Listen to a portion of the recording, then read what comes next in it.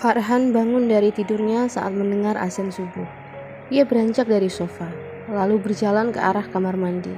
Meskipun tidak ada yang terjadi semalam, sudah terbiasa baginya untuk mandi sebelum sholat subuh. Selesai mandi, pria itu berjalan ke arah Niken.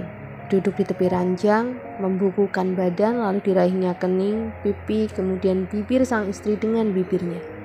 Hanya itu yang bisa ia lakukan, karena dalam keadaan sadar, ia belum berani melakukannya.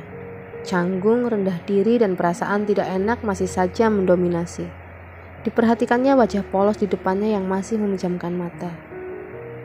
Sayang, kamu cantik. Sayangnya aku buta, tidak bisa melihat semua itu. Izinkan aku menebus kebutaanku. Izinkan aku menebus kesalahan-kesalahanku. Izinkan aku membuktikan aku telah berubah. Aku sangat mencintaimu. Aku tidak mau kehilanganmu lagi. Sekali lagi Farhan mencium kening Niken, lebih lama dari ciuman sebelumnya. Takut wanita itu terbangun, ia segera menegakkan tubuh kembali. Ken, bangun, udah azan. Ingin rasanya memanggil sayang, tetapi Farhan urungkan. Ia tahu, meskipun sudah resmi menjadi suami istri kembali, Niken belum bisa menerima kehadirannya seutuhnya. Niken menggeliat, mengucek mata, kemudian membukanya perlahan. Melihat sosok yang duduk di samping tubuhnya, ia terkejut. Tubuhnya benar-benar belum bisa menerima kehadiran mantan suaminya itu. Maaf, aku mengagetkanmu. Aku hanya ingin membangunkanmu. Udah waktunya subuh. Farhan berucap selembut mungkin. Niken yang merasa reaksi tubuhnya terlalu berlebihan menjadi tidak enak. Aku yang minta maaf. Beberapa bulan sendiri, aku jadi belum terbiasa dengan kehadiran Mas. Apalagi kita juga baru kemarin menikah. Farhan tersenyum. Gak apa-apa. Sekarang kamu cuci muka, terus wudhu. Aku akan bangunkan anak-anak. Di mana kalian biasanya sholat jamaah? Di ruang keluarga. Rumah Niken yang kecil memang tidak memiliki ruangan khusus untuk sholat. Rumah itu hanya memiliki 3 kamar. 1 kamar Niken, 1 kamar Naura dan Aira, satunya lagi kamar untuk pengasuh Dira yang semenjak Niken mengalami kecelakaan, sering juga tidur bersama balita itu. Dan sekarang karena ada Andra dan pengasuhnya, Aira tidur bersama Dira dan pengasuh Dira, sedangkan Naura tidur bersama Andra dan pengasuh bayi itu. Niken masuk ke kamar mandi, sementara Farhan keluar. Kamar Naura lah tujuannya. Setelah berada di dalam, ia segera membangunkan putri sulungnya dengan hati-hati. Dengan muka bantal dan aroma sedap dari mulutnya, putri Farhan itu mencium pipi sang ayah. Selamat pagi ayah, sapa Naura. Refleks Farhan menutup hidung. Baunya sedap banget nih putri ayah. Bukannya tersinggung, Naura malah tertawa. Namun kemudian ia menutup mulut. Takut suara tawanya membangunkan si adik bungsu, Andra. Gosok gigi, cuci muka, terus wudhu. Kita sholat bareng. Ayah tunggu di ruang keluarga. Jangan lupa bangunkan si Mbak. Mbak yang dimaksud adalah pengasuh Andra. Lagi, putri Niken itu mencium pipi ayahnya. Oke ya. Kebahagiaan benar-benar tidak bisa disembunyikan oleh gadis berusia 16 tahun itu. Keluar dari kamar Naura, Farhan masuk ke kamar di mana Aira berada, lalu membangunkannya. Usai sholat subuh, Niken menyibukkan diri di dapur. Saat ia sedang mengulek bumbu untuk sup, Farhan menghampiri. Mau masak apa? Tanya pria itu. Sup ayam sama tempe goreng. Mendengar jawaban sang istri, Farhan langsung mengambil wortel, kentang, buncis, dan seledri dari dalam kulkas. Kemudian mengambil ayam yang berada di dalam freezer. Untuk tempe memang tidak Niken simpan di kulkas. Sengaja ia membeli tempe yang belum terlalu jadi agar jika dimasak keesokan harinya masih enak dimakan. Kemarin Niken memang meminta tolong pegawainya untuk sekalian belanja sayuran untuk mengisi kulkas di rumah. Setelah selesai mengupas kentang dan wortel, Farhan mencuci semua sayur. Setelah itu ia potong-potong. Hal itu tidak luput dari perhatian Niken. Mantan suami yang telah kembali menjadi suaminya itu ternyata memang benar-benar sudah berubah.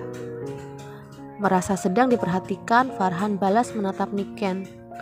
Dimainkannya kedua alisnya untuk menutupi rasa gugup.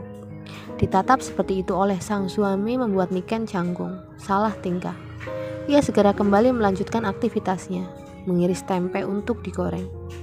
Farhan tersenyum. Ia merasa aneh sendiri. Usia mereka sudah tidak muda lagi, namun rasa-rasanya seperti ABG yang baru pertama kali menjalin hubungan.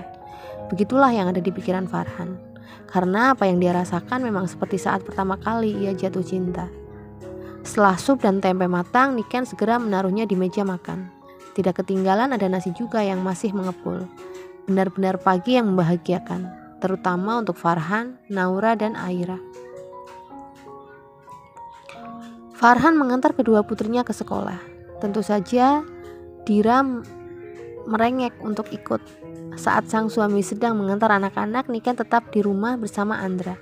Keenam warung yang dikelolanya dipercayakan lagi pada Farhan untuk dikelola.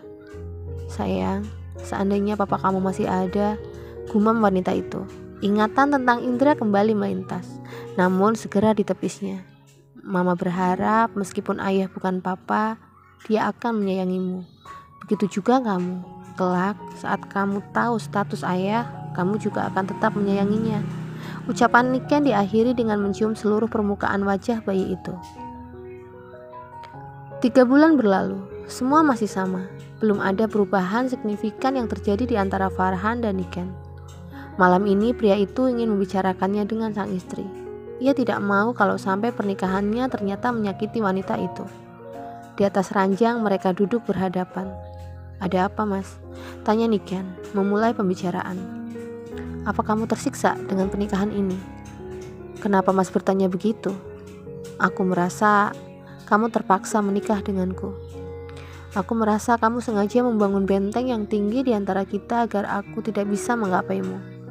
Jangan mengada-ada, Mas. Aku tidak mengada-ada. Kamu selalu menghindariku. Awalnya aku tidak apa-apa karena kita masih bisa sesekali mengobrol. Tapi lama-lama kamu seperti mulai menghindariku. Farhan berbicara selembut mungkin. Niken tersenyum sinis. Aku pikir Mas sudah berubah. Nyatanya aku salah. Mas memang bukan Indra. Jadi tentu kesabaran Mas tidak akan seperti kesabarannya. Maksud kamu, apa Mas lupa jika kita menikah karena pesannya? Aku mau menikah lagi sama Mas karena aku menghargai dan menghormati Indra sebagai suamiku, tidak lebih. Apa sedikit pun kamu tidak mau lagi membuka hati untukku? Mas, jujur, Indra begitu tulus, begitu baik, begitu perhatian padaku. Karena itulah aku begitu mudah jatuh cinta padanya. Tapi kamu pernah menyakiti keluar dalam selama bertahun-tahun. Tidak mudah bagiku untuk membuka hati kembali. Farhan mengangguk pelan berulang kali. Iya, aku tahu. Kesalahanku memang terlalu fatal padamu. Maafkan aku yang sudah terlalu menuntut. Usai mengucapkan itu, Farhan beranjak. Ia membukukan badan, kemudian disentuhnya kening Niken dengan bibirnya. Setelah itu ia tersenyum sambil memandangi wajah istrinya. Tidurlah, sudah malam. Farhan melangkah menuju sofa kemudian merebahkan diri di sana. Niken juga merebahkan diri di ranjang. Ia meneteskan air mata dalam diamnya. Ia sendiri tidak tahu kenapa bisa selabil itu. Malamnya Farhan terbangun. Ia mendengar suara Andra menangis. Bayi itu memang tidur bersama sang ibu. Pria itu berjalan mendekati ranjang. Digendongnya Andra agar tangisnya mereda. Farhan mengayun putra bungsu Niken itu agar kembali terpejam. Niken meraba ranjang sebelahnya. Tidak ada Andra di sana. Ia membuka mata, lalu menatap sekeliling kamar hingga ia mendapati suaminya sedang menggendong sang putra dengan bersenandung. Muncullah penyesalan dalam diri wanita itu. Penyesalan tentang pembicaraan sebelum mereka tidur. Esoknya Farhan bersikap seperti biasanya. Meskipun ia sudah tahu isi hati Niken, pria itu mencoba untuk tidak terusik. Usai mengantar Naura dan Aira, ia langsung ke warung. Kebetulan Dira tidak ikut, jadi tidak harus mengantar atau membawa Dira ke warung. Hari ini warung sangat ramai. Bahkan Farhan mendapat pesanan dadakan untuk esok hari. Pesanannya berupa nasi box sebanyak 500 kotak. Sebuah PT yang memesannya untuk keperluan syukuran ulang tahun PT. Akhirnya Farhan harus ke sana kemari untuk membeli bahan masakan untuk pesanan dadakan itu. Sampai pukul 8 malam Farhan belum juga pulang. Ayah kemana ya, Ra? Udah jam segini belum pulang? Niken bertanya dengan cemas. Ia berpikir keterlambatan pulangnya Farhan ada hubungannya dengan semalam. Naura gak tahu mah. Tadi siang ayah cuma bilang gak bisa jemput karena ada urusan. Mas, kamu kemana? Apa kamu marah padaku?